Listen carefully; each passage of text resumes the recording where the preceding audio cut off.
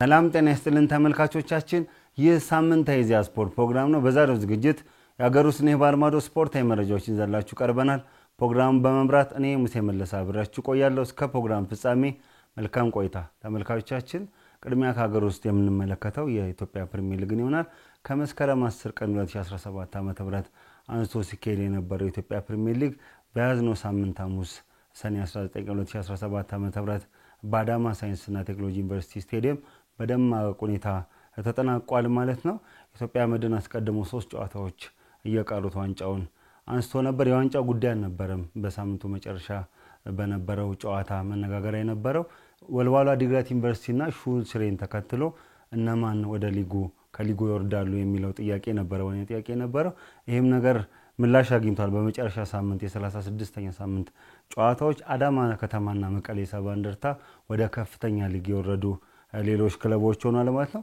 ማክሰኞ ሰኔ 17 የተደረገውን ጨዋታ ስንመለከት ሐዋሳ ከተማ ከአዳማ ከተማ ጋር ባደረጉት ጨዋታ ሐዋሳ ከተማ 2-1 በሆነ ውጤት አሸንፏል። አቤኔዘር ዮሐንስና በረከት ሳሙኤል ለማሸነፊያ ግቦቹን ከመረብ ላይ ሲያሳርፉ የአዳማ ከተማን ጎል የ2016 ወጣት ተስፈኛ ኮከብ ተጫዋች ቢናያም አይተን ከመረብ ላይ አሳርፏል ማለት ነው። አዳማ ከተማ መሸነፉን ተከትሎ እንግዲህ ከኢትዮጵያ ፕሪሚየር ሊግ ወርዷል ማለት ነው። በሊጉ 15ኛ ሽንፈቱን ነው ያስተናገደው። እንግዲህ በ39 ነጥብ 16ኛ ደረጃን ይዞ ነው እንግዲህ የውድድር ዓመቱን ያጠናቀቀው። ለአዳማ ከተማ ወሳኝ መታጠፊያም ተርኒንግ ፖይንት ለመውረዱ ምክንያት ነው ተብሎ ሊነሳ የሚችለው ጨዋታ እንግዲህ በ33ኛ ሳምንት ከፋሲል ከነማን ጋር 2-0 እየመራ የጣለው ነጥብ ነበር። እሱን ጨዋታ ቢያሸንፍ የመትረፍ እድሉ ሰፊ ነበር። እንግዲህ አዳማ ከተማ ለረጅም ዓመታት በፕሪሚየር ሊጉ ጠንካራ ተፎካካሪ የነበረ ቡድን ነው። እንግዲህ ወደ ከፍተኛ ሊግ ወርዷል ማለት ነው። በ2018 በከፍተኛ ሊግ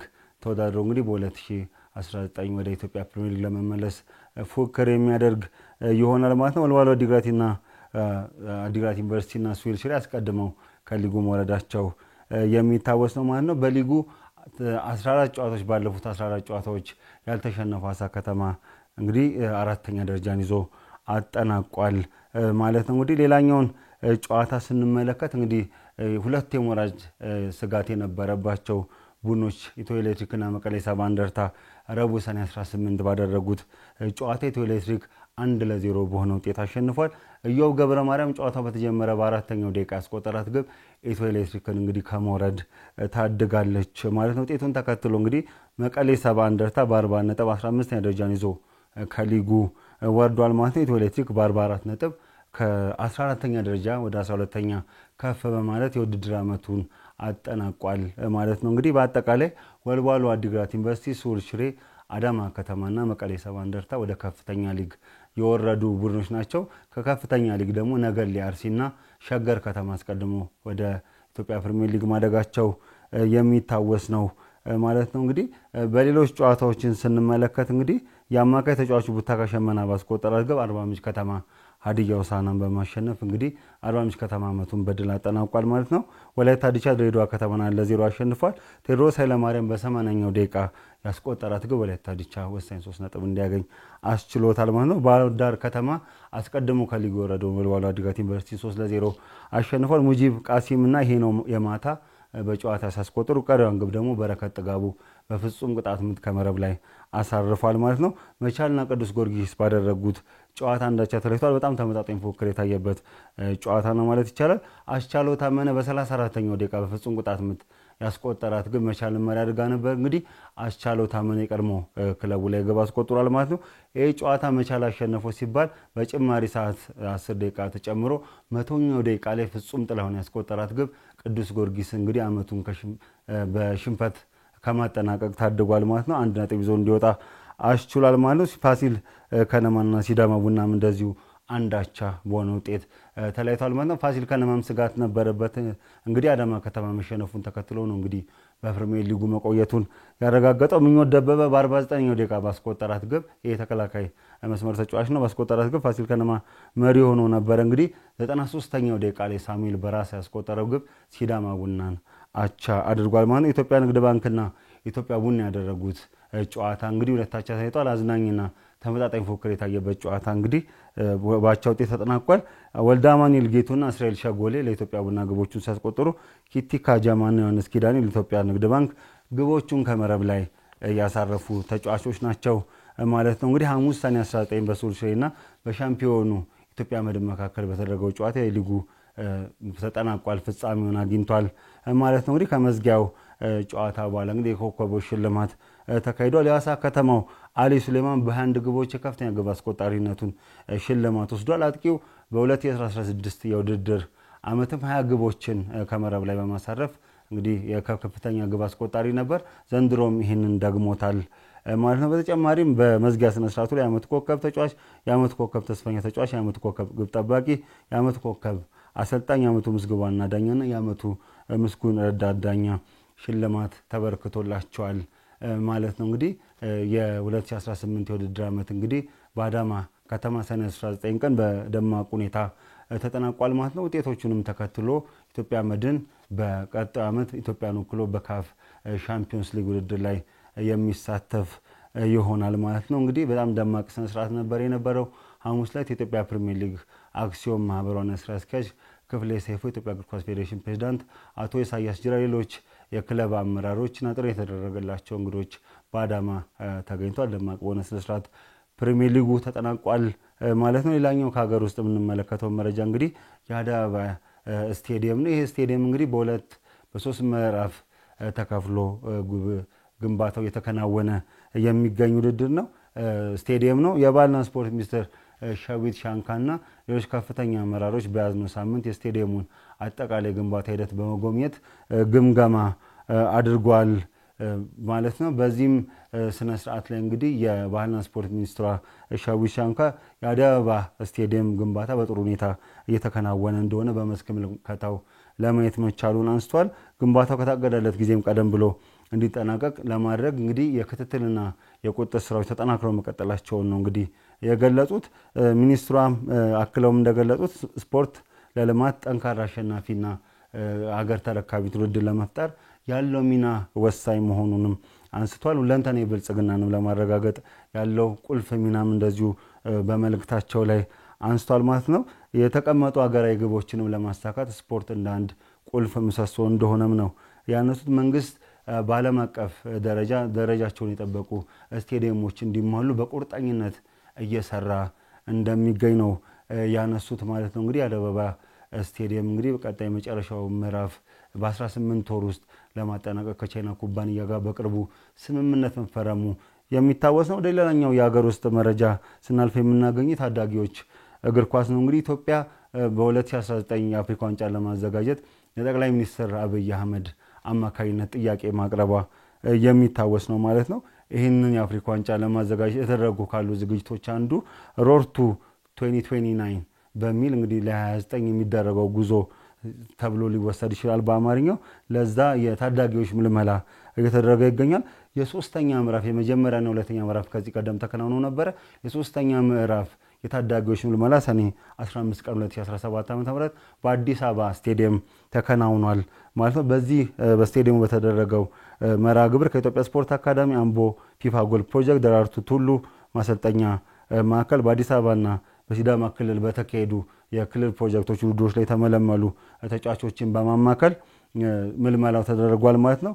ለታዳጊዎቹ የኤምአርአይ ወይ ደግሞ የአጥንት ማግኔቲክ ሬዞናንስ ኢሜጂንግ ወይም ኤምአርአይ የአጥንት ምርመራም ተደርጎላቸዋል ማለት ነው። እንግዲህ በዚህም በኤምአርአይ ምርመራ ትክክለኛ እድሜያቸው የተረጋገጡ አርባ ምንጭ ከተማ፣ ወላይታ ዲቻ ሆሳዕና ታዳጊዎች እንዲሁም በተለያዩ ምክንያቶች የአዲስ አበባ ምልመላ ላይ መሳተፍ ያልቻሉ ኢትዮ ኤሌክትሪክ፣ ኢትዮጵያ መድን፣ 3 ፖይንት አካዳሚ ታዳጊዎች ጀምሮ በአጠቃላይ 53 ታዳጊዎች መሳተፋቸውን ነው እንግዲህ የእግር ኳስ ፌዴሬሽን በማህበራዊ ትስስር ገጹ ይፋ ያደረገው ማለት ነው። ውለድ በነበረው ምልመላ ሂደት መካከል ከተሳተፉት 53ቱ መካከል 15 ታዳጊዎች የተመለመሉ ሲሆን ባለፉት ሁለት ምዕራፎች የተመለመሉትን 25 ጨምሮ በአጠቃላይ 40 ታዳጊዎች በናሽናል ካምፒንግ ወይም ደግሞ በብሔራዊ ማቆያ ተመርጧል ማለት ነው። እነዚህ 40 ታዳጊዎች ከሰኔ 20 ከዛሬ ጀምሮ ማለት ነው በሚቆይ እስከ ሰኔ 5 በሚቆይ ስልጠና በቢሾፍቱ ማቆያ በናሽናል ካምፒንግ ስልጠናቸውን እንደሚወስዱ እንግዲህ ፌዴሬሽኑ ባወጣው መረጃ አመላክቷል ማለት ነው። በመጨረሻም ከሀገር ውስጥ የምንመለከተው መረጃ ስድስተኛው የመላው ኢትዮጵያ ጨዋታዎችን ይሆናል። ይሄ ውድድር እንግዲህ ከሰኔ 10 ቀን አንስቶ በኦሮሚያ ክልል ጅማ ከተማ አስተናጋጅነት ሲካሄድ ቆይቶ ሐሙስ ሰኔ 19 ቀን ፍጻሜውን አግኝቷል። እንግዲህ ደማቅ ስነ ስርዓት ተካሂዷል። እንግዲህ በጅማ በለቱ የመዝጊያ ስነ ስርዓት ላይ የፌደራልና የክልል ከፍተኛ አመራሮች በተገኙበት እንግዲህ የመዝጊያ ስነ ስርዓት ተከናውኗል ማለት ነው። ስፖርት ውድድሩ ስፖርት ለህብረ ኢትዮጵያዊ አርበኝነት በሚል መሪ ቃል ተከናውኗል ማለት ነው። በውድድሩ ላይ የክልልና የከተማ አስተዳደር የተወጣጡ ስፖርተኞች፣ የማሰልጠኛ ማዕከላት ተወዳዳሪዎች ተሳትፈዋል። እንግዲህ ውድድሩ አገር አቀፍ የስፖርት ጨዋታዎችን ከማድረግ ባለፈ ከውድድር ባለፈ በህብረተሰቦች መካከል መልካም መስተጋብርን መፍጠር፣ ትስስርን መፍጠር ዓላማ ያደረገን ይሄ ኦሎምፒክ ፍልስፍና ያለው ውድድር እንግዲህ የነገ ሀገር ዘዋሪ የሆኑ አትሌቶችን፣ ስፖርተኞችን፣ ዜጎችን ለማፍራትም ትልቅ አስተዋጽኦ ያለው እንደሆነ እንግዲህ በመዝጊያው ስነ ስርዓት ላይ ተገልጿል ማለት ነው። ከመክፈቻ ስነ ስርዓቱ ላይ ምክትል ጠቅላይ ሚኒስትሩም ተመስገን ጥሩነህ ያነሱት ሐሳብ ነበር። ስፖርት የነገ ኢትዮጵያ ዜጎችን መፍጠሪያችን ነው፣ የነቃና የበቃ ትውልድ የሚፈራበት መስክ ነው ሲሉ አስተያየታቸውን መስጠታቸው የሚታወስ ነው ማለት ነው። እንግዲህ በደማቅ ስርዓት ተከናውኗል። ሰባተኛው የመላው ኢትዮጵያ ስፖርት ውድድር እንግዲህ በ2019 ዓመተ ምህረት የትግራይ ክልል እንዲያስተናግድ መመረጡን እንግዲህ የኢዜአ ስፖርት ከባህልና ስፖርት ሚኒስቴር ያገኘው መረጃ ያመለክታል። በዛው ዕለትም የባንዲራ ርክክብ ተደርጓል ማለት ነው። እንግዲህ በቀጣይ ከሁለት ዓመት በኋላ እንግዲህ ይሄ ውድድር ይቀጥላል ማለት ነው። ለ9 ዓመታት በተለያዩ ምክንያቶች ተቋርጦ ነበር የመላው ኢትዮጵያ ስፖርት ውድድር እንግዲህ ዘንድሮ ተመልሷል። መንግስት የተቋረጡ ስፖርቶችን በድጋሚ ለመጀመር ያደረጋቸው ካሉ ጥረቶች አንዱ ሆነው የመላው ኢትዮጵያ ጨዋታዎች እንግዲህ በደማቅ ሁኔታ ሰኔ 19 በጅማ ከተማ ተጠናቋል ማለት ነው። እንግዲህ ከሁለት ዓመት በኋላ በ2019 በትግራይ ክልል አስተናጋጅነት የሚከናወን ይሆናል። ተመልካቾቻችን ከሀገር ውስጥ የነበሩ ስፖርታዊ መረጃዎች ይህን ይመስላሉ። ካፍታ ቆይታ በኋላ ወደ ውጭ ስፖርታዊ መረጃዎችን አልፋለን። አሁንም ከኢዜአ ስፖርት ፕሮግራም ጋር አብራችሁን ቆዩ።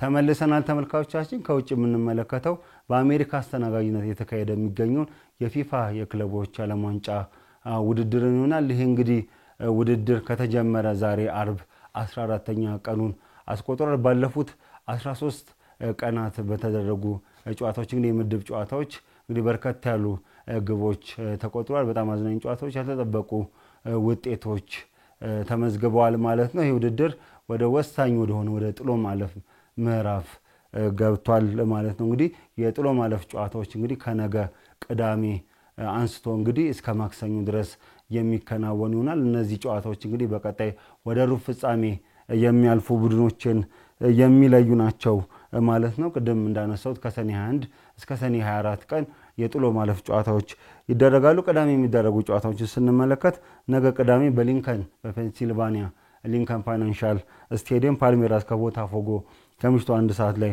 የሚያደርጉት ጨዋታ ይጠበቃል ማለት ነው። ተመልካቾቻችን እንግዲህ በዘንድሮ የፊፋ የክለቦች ዓለም ዋንጫ በየአህጉራቱ ያሉ ቡድኖች እንዳላቸው ዓመታዊ ብቃት ወቅታዊ ብቃት ባለፉት 4 ዓመታት ውስጥ በአህጉራዊ መድረኮችና በዓለም አቀፍ መድረኮች ላይ ያስመዘገቡት ውጤት ታይቶ ነው በዚህ ውድድር ላይ እንዲሳተፉ የተደረገው። ይህን ተከትሎ እንግዲህ የደቡብ አሜሪካ ወይም ደግሞ ኮምቤሞል ከሚባለው ዞን ኮንፌዴሬሽን 4 ክለቦች እንዲሳተፉ ነበረ እንግዲህ የተጋበዙት። ከነዚህ መካከል ቦታፎጎና ፓልሜራስ ይጠቀሳሉ። እንግዲህ ፓልሜራስና ቦታፎጎ እንግዲህ ከየምድባቸው አንደኛና ሁለተኛ ሆኖ በማለፍ እንግዲህ ለጥሎ ማለፉ ጨዋታ ደርሷል ማለት ነው። ከምሽቱ 1 ሰዓት ላይ የሚያደርጉት ጨዋታ በጣም ተጠባቂ ነው። በዘንድሮ የፊፋ ክለቦች የዓለም ዋንጫ የደቡብ አሜሪካ ክለቦች በጣም ጠንካራ እንቅስቃሴ አሳይተዋል። ይሁንና ግን ሪቨር ፕሌትና ቦካ ጁኒየርስ አርጀንቲናን ወክለው ቢወዳደሩም እንግዲህ ወደ ጥሎ ማለፍ መግባት አልቻሉም ማለት ነው። እንግዲህ አንዱ የብራዚል ቡድን እንግዲህ ወደ ሩብ ፍጻሜ መግባቱ ተረጋግጧል ማለት ነው። ሁለቱ የብራዚል ክለቦች የሚያደርጉት ጨዋታ ተጠባቂ ነው። በዚህ ዕለት ከምሽቱ 5 ሰዓት ላይ ቤኔፊካ ከቼልሲ በካምፒንግ ወርልድ ስቴዲየም የሚያደርጉት ጨዋታ እንደዚሁ ተጠባቂ ነው። ቤኔፊካ ባየር ሙኒክ ባለበት ምድብ 3 1-0 የመጨረሻውን የምድብ ጨዋታ በማሸነፍ ነበረ በ7 ነጥብ አንደኛ ደረጃን ይዞ ያጠናቀቀው። በአንጻሩ በምድብ 4 የነበረው ቼልሲ ሁለተኛ ደረጃን ይዞ በማጠናቀቅ ነው እንግዲህ ወደ ጥሎ ማለፉ የገባው። እነዚህ ሁለቱ የአውሮፓ ቡድኖች የሚያደርጉት ፉክክር በጣም የሚጠበቅ ነው ማለት ነው። እንግዲህ አንድ የአውሮፓ ተወካይ በሩብ ፍጻሜ ተወክሏል ማለት ይቻላል። በሩብ ፍጻሜ ሁለቱም የአውሮፓ ክለቦች ከመሆናቸው አኳያ ማለት ነው። እሁድ ጨዋታዎች ይደረጋሉ። በጥሎ ማለፍ በጣም ትልቅ ግምት ከተሰጣቸው ጨዋታዎች መካከል አንዱ የሆነው የኢንተር ሚያሚና የፒኤስጂ ጨዋታ እንግዲህ ምሽት ወደ 1 ሰዓት ላይ የሚከናወን ይሆናል። እንግዲህ የኢንተር ሚያሚው ኮከብና አርጀንቲናዊው ኮከብ ሊዮኔል ሜሲ የቀድሞ ክለቡን ፒኤስጂን ይገጥማል ማለት ነው። እንግዲህ በጣም ጠንካራ ፉክክር ይደረግበታል ተብሎ የሚጠበቅ ጨዋታ ነው። በሰሜን አሜሪካ እግር ኳስ ውስጥ ኢንተር ሚያሚ ያለው ተጽዕኖና ውጤታማነት ከጊዜ ወደ ጊዜ እያደገ ይገኛል። ፒኤስጂም የዘንድሮውን የአውሮፓ ሻምፒዮንስ ሊግ ውድድር ኢንተር ሚላን በፍጻሜ 5-0 በማሸነፍ ማንሳቱ የሚታወስ ነው። እንግዲህ ከአውሮፓና እንግዲህ የሰሜን አሜሪካ ቡድኖች ጠንካራ ቡድኖች ናቸው ተብሎ ነው እንግዲህ የሚነሳው። እንግዲህ የአውሮፓና የሰሜን አሜሪካ እግር ኳስ የተራራቀ በተለያየ ደረጃ የተራራቀ ቢሆንም እንግዲህ በዚህ የዓለም ዋንጫ እንደተመለከትነው ልዩነት ምንም አይነት ጥቅም እንደሌለው ነው በተለያዩ ጨዋታዎች ላይ የተመለከትነው። ጠንካራ ፉክክር በሁለቱ ክለቦች መካከል የሚደረግ ይሆናል። ሉዊስ ኤንሪኬም የፒኤስጂውን ማሰልጠኝ ከጨዋታው በፊት በሰጡት ጋዜጣዊ መግለጫ የሚያነሱት ይህን ነው። በተለይም የቀድሞ በባርሴሎና የሰለጠኑትን ሊዮኔል ሜሲ ለማቆም በጣም ፈታኝ ጨዋታ ነው። ሊዮኔል ሜሲ ሌላ ዋንጫ የተራበ ተጫዋች ነው። እሱን ለማስቆም ላይ ፈታኝ ነው። እንደ ቡድን ተጫውተን ፒኤስጂ ወደ ሩብ ፍጻሜ ለማሳለፍ ወደ ሜዳ እንገባለን ሲሉ አስተያየታቸውን ሰጥቷል ማለት ነው። እነዚህ ሁለቱ ቡድኖች የሚያደርጉት ጨዋታ እጅጉን የሚጠበቅ ይሆናል ማለት ነው። ሌሊት 5 ሰዓት ላይ እንግዲህ በሃርድ ሮክ ስቴዲየም ፍላሚንጎና ባየር ሙኒክ እሁድ ዕለት ጨዋታቸውን የሚያደርጉ ይሆናል። እንግዲህ ባየር ሙኒክ በምድብ 3 ሁለተኛ ደረጃን ይዞ ነው ያጠናቀቀው። ፍላሚንጎ ደግሞ በምድብ 4 አንደኛ ደረጃን ይዞ ነው ያጠናቀቀው ማለት ነው። የደቡብ አሜሪካና የአውሮፓ ቡድኖች እንግዲህ በዘንድሮ የፊፋ ክለቦች ዓለም ዋንጫ ውድድር ጠንካራ ፉክክር በማድረግ ላይ ይገኛሉ። በተለይ የአውሮፓ ሻምፒዮንስ ሊግ አሸናፊው ፒኤስጂ በምድቡ ላይ በቦታፎጎ በሁለተኛ ምድብ ጨዋታው 1-0 ሽንፈት ያስተናግዶ ነበር። የውድድሩ ማስደንጋጭነት ተጠበቀ ሽንፈትም ተብሎ ነበር። እንግዲህ አሁን የደቡብ አሜሪካና የአውሮፓ ቡድን በጥሎ ማለፍ ጨዋታ እርስ በርስ ተገናኝቷል ማለት ነው። እንግዲህ ሰኞ ከምሽቱ 4 ሰዓት ኢንተር ሚላን ከፍሉሚኔንሴ ይገናኛሉ ማለት ነው። እንግዲህ ኢንተር ሚላን በመጨረሻ የምድብ ጨዋታው በምድብ 5 ሪቨር ፕሌትን እንግዲህ 2-0 በማሸነፍ ነው የምድቡን በ7 ነጥብ በመምራት ያለፈው ማለት ነው። በአንጻሩ ደግሞ ፍሉሚኔንሴ ቦሩሲያ ዶርትሙንድ በነበረበት ምድብ ሁለተኛ ደረጃን ይዞ በማጠናቀቅ ያለፈው። በዚህም ጨዋታ እንግዲህ የደቡብ አሜሪካና የአውሮፓ ቡድን እርስ በርስ ተገናኝቷል። ማን ያሸንፋል የሚለው ነገር አጓጊ ይሆናል። ማክሰኞ ቦሩሲያ ዶርትሙንድ ከሜክሲኮ ሞንተሬ ጋር የሚጫወት ይሆናል ማለት ነው። ቦሩሲያ ዶርትሙንድ በነበረበት ምድብ 6 አንደኛው ነው እንደ ቀጣዩ ዙር ያለፈው ማለት ነው። ሞንቴሬም እንግዲህ ባልተጠበቀ ሁኔታ ነው ከምድቡ 5 ነጥብ ይዞ በመያዝ ኡራሬ ዳይመንድስን በማሸነፍ በምድብ 5 ሁለተኛ ደረጃን ይዞ ያጠናቀቀው። እነዚህ ክለቦች የሚያደርጓቸው ጨዋታዎች ይጠበቃሉ። እንግዲህ ሪያል ማድሪድ፣ ማንቸስተር ሲቲ፣ ጁቬንቱስ የሚያደርጓቸውም ጨዋታዎች እንግዲህ በጣም በጉጉት የሚጠበቁ ናቸው ማለት ነው። እነዚህ ጥሎ ማለፍ ጨዋታዎች በቀጣዩ ሩብ ፍጻሜ ማን ያልፋል የሚለውን የሚወስኑ ናቸው። ከአያላን ያገናኘ ጨዋታዎች ናቸው ማለት እንችላለን። እነዚህ ጥሎ ማለፍ ጨዋታዎች ውድድሩም ዋና ዓላማው የአህጉራቱን ውድድር ያሸነፉ ቡድኖች የሚሳተፉበት ውድድር ከመሆኑ አኳያ የዓለም ሀያላን የእግር ኳስ ቡድኖችን የሚሳተፉበት ውድድር ነው። እንግዲህ በጥሎ ማለፉም እነዚህ ሀያላን ክለቦች ተፋጧል። ማን ወደ ሩብ ፍጻሜ ያልፋል? የደቡብ አሜሪካ ቡድኖች በምድቡ እንደነበራቸው የአውሮፓ ክለቦችን ጥሎ ያልፋሉ ወይስ የአውሮፓ ክለቦች በበላይነታቸው ይቀጥላሉ የሚለው የበለጠ አጓጊ ይሆናል ማለት ነው። እንግዲህ ከሀገር ውስጥም ከውጭም እንግዲህ ያነሳናቸው ኢትዮጵያ ፕሪሚየር ሊግን የተመለከተ መረጃ አንስተናል። የመላው ኢትዮጵያ ጨዋታዎች፣ የአፍሪካ ዋንጫ የኢትዮጵያ ዝግጅት፣ የታዳጊ ምልመላ የተመለከቱ መረጃዎችን አንስተናል። ከውጭ በዋናነት ደግሞ በፊፋ የክለቦች ዓለም ዋንጫ ውድድር የጥሎ ማለፍ ጨዋታዎችን እንደዚህ ዳሰናል ማለት ነው። እነዚህን ደግሞ ሰኞ በድህረ የኢዜአ ስፖርት ትንተና በምናቀርብበት የኢዜአ ስፖርት የሬዲዮ ፖድካስት ፕሮግራም ዝርዝር መረጃዎችን ከጨዋታው በኋላ የወጡ መረጃዎችን፣ ውጤቶችን እነማን ምን አሉ ምን ተባለ የሚለውንም ይዘንላችሁ ምን ቀርብ ይሆናል። ተመልካቾቻችን የዛሬው የኢዜአ ስፖርት ፕሮግራም ይመስል ነበረ። ሳምንት በሌላ ፕሮግራም እስከምንገናኝ ቸርን ሰንብት።